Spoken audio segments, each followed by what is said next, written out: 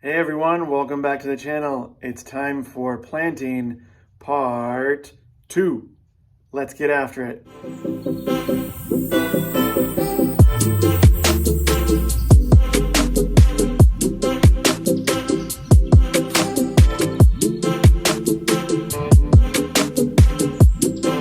this video, it's going to be a little bit more of our cool season crops, starting with potatoes and then kind of building on from there.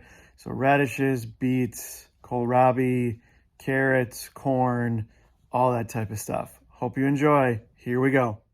So when you get your seed potatoes, they may or may not look like this with the eyes already sprouted. If they're not, just leave them in your bag for a couple days in a dark, cool place, and they'll start what is called chitting, and they'll start sprouting these. Once you have that done, you can do what we did with this, and you can cut them in half, making sure you have a 1 or 2 eyes that are already chitted or sprouted. That way you're kind of guaranteeing that they're going to sprout and germinate while in the soil. Usually do this a day or two before you want to plant them in the ground.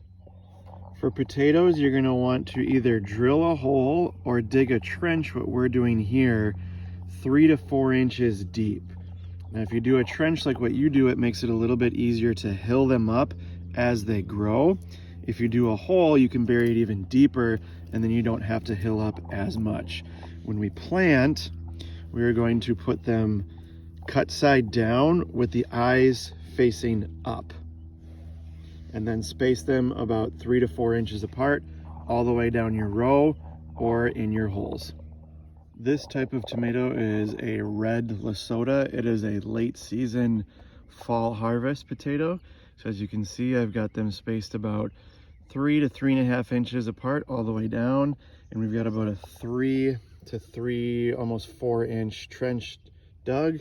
And what we'll do is we'll just go back in and fill these all in and cover them up, and they will start growing. So here's a new variety that we're going to be growing this year. It is the Purple Majesty. Never grown a purple potato before. We've done Yukon Golds and Reds and smaller potatoes and all that type of stuff. But with these, as you can see, I wanted to use this as a demo. If you have seed potatoes that have a super long eye on here, you need to break this off to be the length of one of them that's already started. Otherwise, what's going to happen is this is going to be above the ground, and it's going to get all fungus and everything else, and it's going to rot out, and you're going to be left with nothing in the ground. So usually take about an inch or two from the actual potato and just snap this off and then put it in the ground. Next up, we have our spring radishes. This is called an organic cherry bell. A little bit smaller than the ones that we grew last year, about a 1/4 inch deep, and you can get these in as soon as that soil is ready to be worked. They are a cool season crop, as you can see, soil temperatures of 50 to 75 degrees. Next up is our kohlrabi, so another cool season plant. Full harvest by 37 days. Will germinate in 7 to 10 days. This is one where you can get in the ground. Just like the radishes, as soon as you can work it in, you can get going. So these are planted already, 1/8 of an inch deep, and we got a small little row here. Next up is our beets. These are the Detroit Supreme. I think we grew these last year. A little bit of a wrinkle, and unbeknownst to us, on the seed packet, it said to soak for 12 to 24 hours in warm water. After that 24-hour soak, we drained it out and then planted them, and then we covered them up with about 1/4 to 1/2 an inch of dirt. Something new this year we're trying is popcorn. Since corn needs to be planted in a block style formation, we did a 4-foot by 6-foot block with 2-inch plugs to drop the seeds in. Next up is our trickiest crop of all time. We've had very few successful results with this, and that is carrots. To prepare the soil, they need fine soil. So as you can see here, we rototilled 2 or 3 times.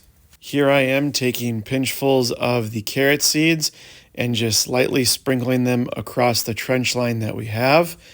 We will come back and lightly press these in and water them in with very little soil cover on top. You can put these in a salt shaker and add sand to help spread them out even more. What we do is plant them this way, and then we come back in and thin them out as they grow so they are not overcrowded. To help keep the moisture level high and keep the seeds wet, we add boards on top. After 5 to 6 days, when they start to sprout, you can remove the boards. So that was our second day of direct sowing a lot of our seeds. I hope you guys enjoyed it. We still have at least another day or two of planting, and that includes all of these bad boys right here. So everything that we started from seed is slowly starting to harden off, and we will get those in the ground later this week. Next video will be a step-by-step process on how to harden off your seedlings that you started indoors this past early spring or late winter. We need to do this process, otherwise they will be in too much of a shock and they will wither and die. I will show you 2 different approaches to make it easy on you, and that way everything is successful. As always, make sure to like, comment, and subscribe. Leave a comment below with what you're planting in your garden. And as always, we'll see you guys next time.